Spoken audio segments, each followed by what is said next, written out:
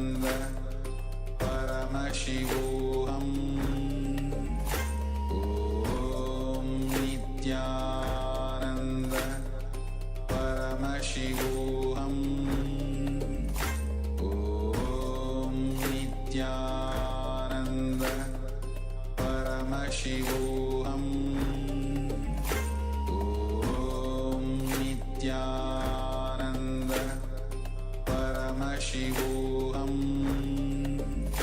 Om Nithyananda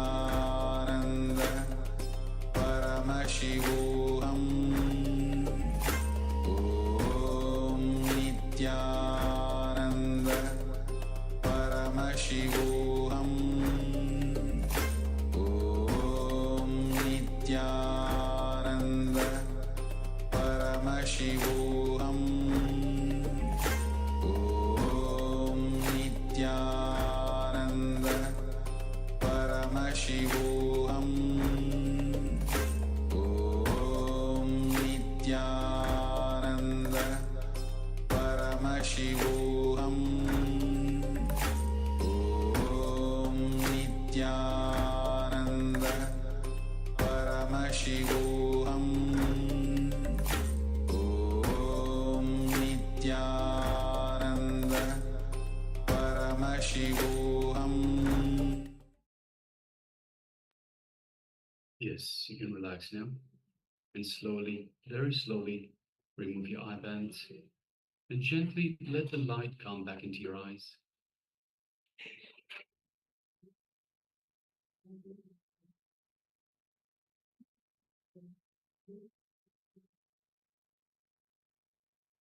Yes, requesting participants to now remove their eye bands and take a moment and share with us what was revealed to you in your third eye.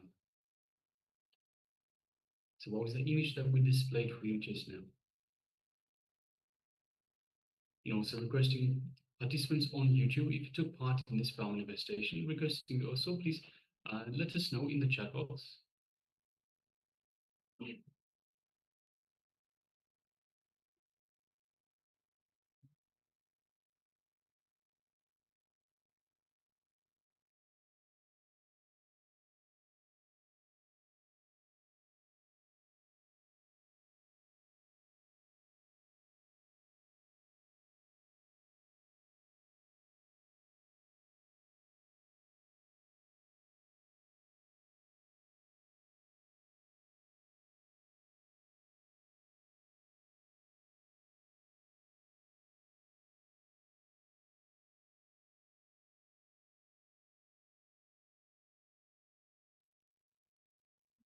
Yes, so just take a moment and let us know in the chat box.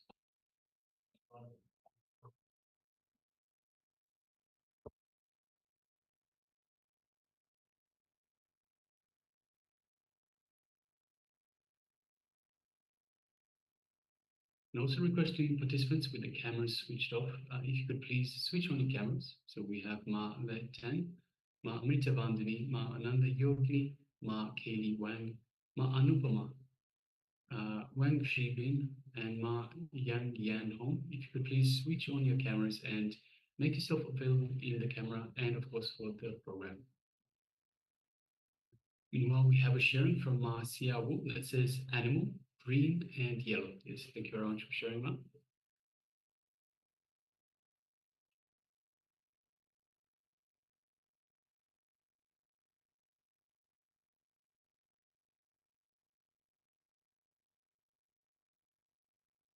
So we'll wait just a little bit longer for everyone to have a chance to share.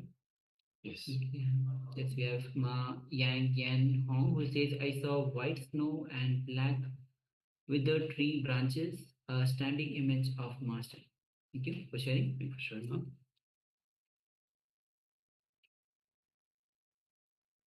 All right, so if you are still sharing, please go ahead. And meanwhile, we'll be projecting the image that we had projected.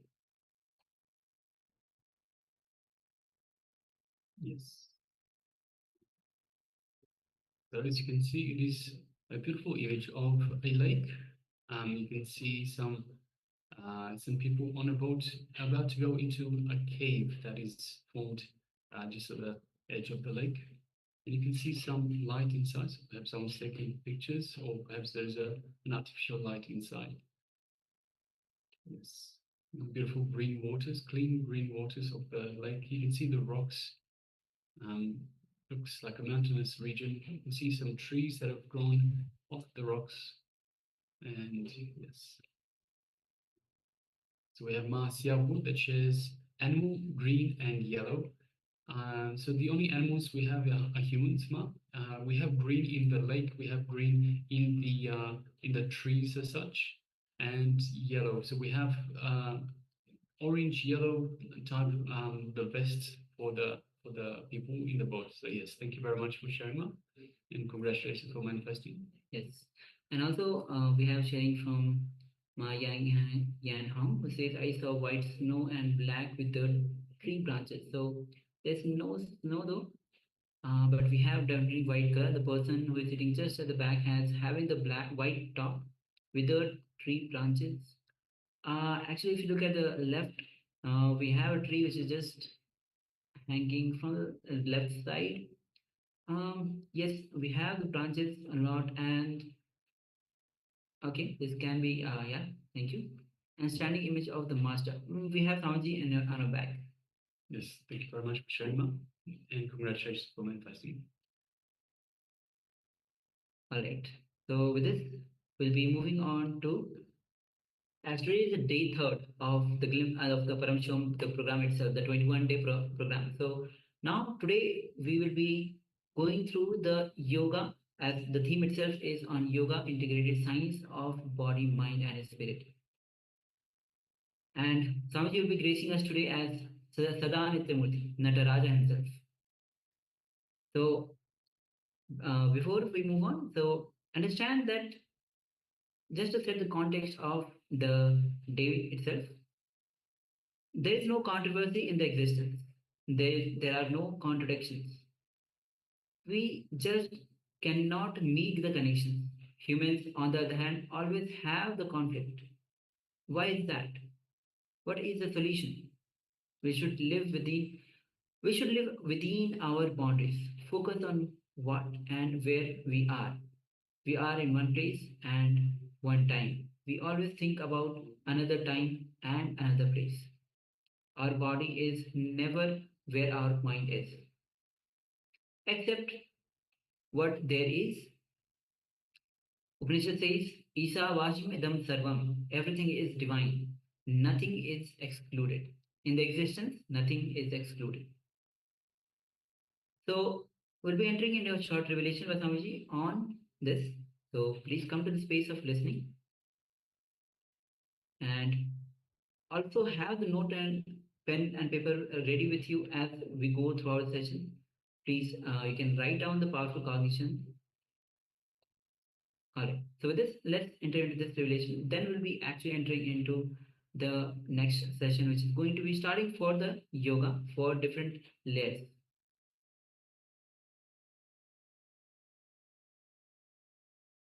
One more thing.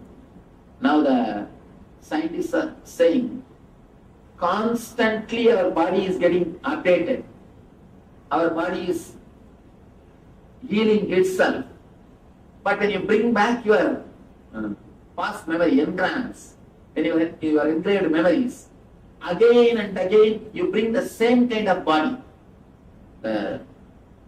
Recently I read a beautiful book, Biology of Belief.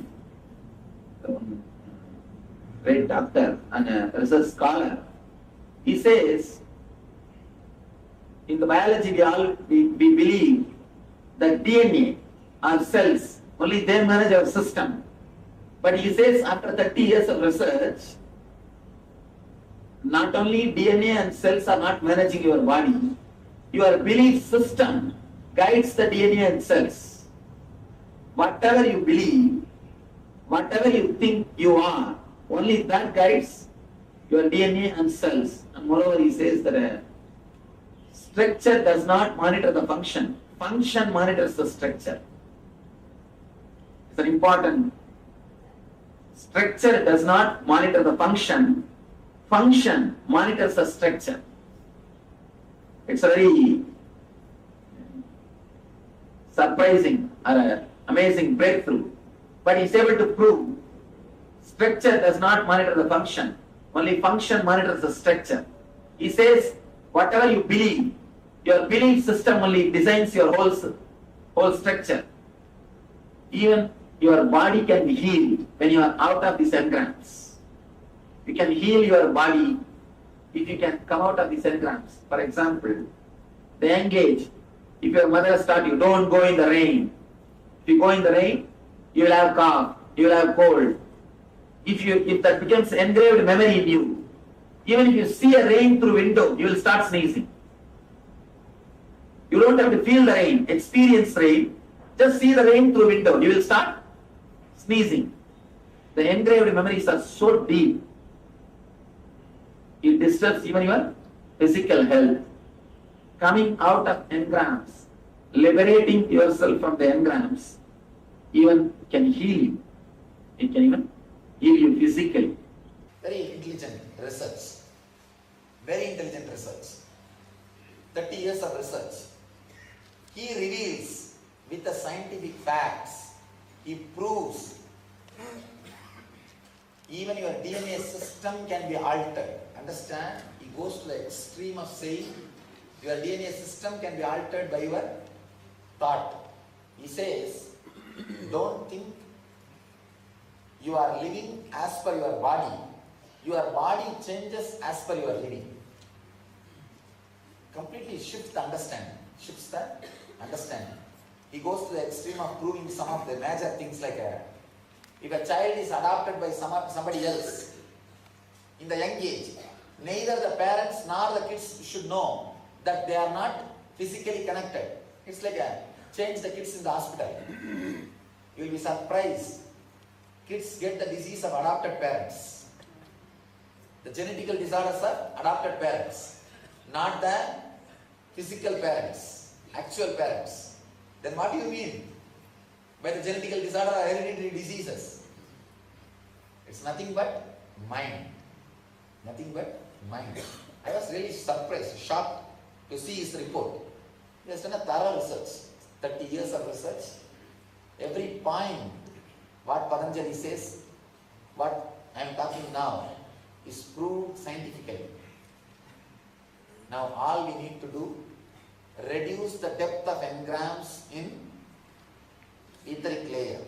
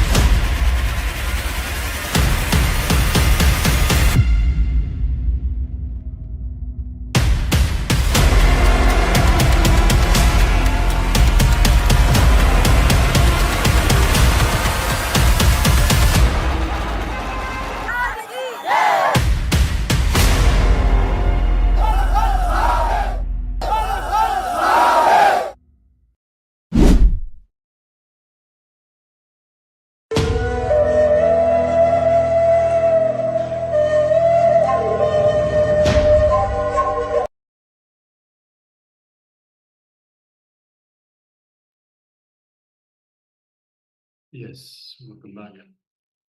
So after that opening segment, we are going to move straight into the next segment, the powerful revelations by the Supreme Pontiff of Hinduism on yoga for the body. So I request all participants, please come to the space of listening, sit with your head, neck, and spine in a straight line, and let us hear from the Supreme Pontiff of Hinduism on this very subject.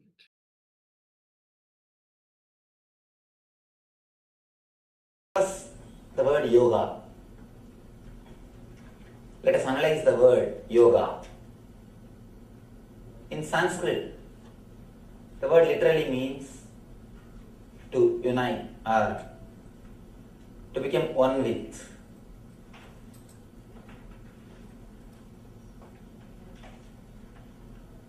Again and again, all the Eastern mystics, they declare, you are energy. The body is not just a biomechanism as we think.